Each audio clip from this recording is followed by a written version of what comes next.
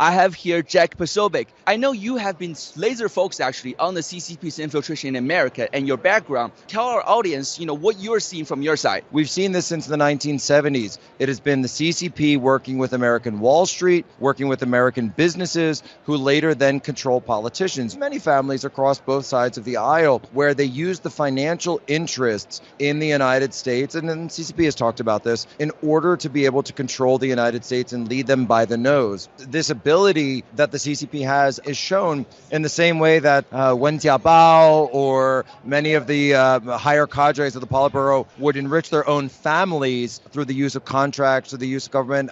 Xi Jinping, his own family, of course, very, very wealthy because of this. That in the United States, they're doing the same thing. You're looking at a very old system of corruption that, understanding China, understand the way it works, having lived there for several years, you start to see more and more of this deal that was made all the way back in the 1990s, really beginning with the Tiananmen Square incident, Shiqing.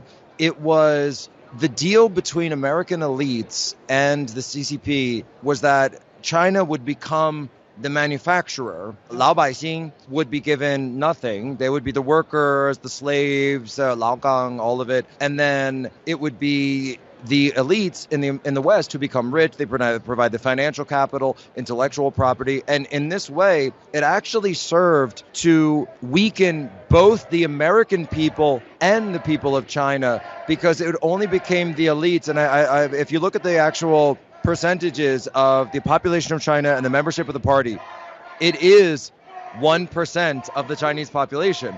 And so 1% versus 99%, and this is the same phrase that was used by liberals actually a decade ago here in the United States to discuss the regular people versus the elites. And so you see this in every industry, from technology to pharmaceuticals to Hollywood, entertainment, increasingly now in sports, NBA, NFL, pro wrestling. John Cena, he calls Taiwan a country and then immediately has to apologize. And in every industry, even with the World Economic Forum, they have been completely and utterly, and by the way, I don't call it infiltration. I don't call it capturing. What I call it is a merger. It is a merger of the elites of CCP and the West, but also increasingly now under Xi as the chairman, that Xi is looking to make the CCP the senior partner in the merger. And this has made the Western elites very upset, very angry, because they want to be senior partner.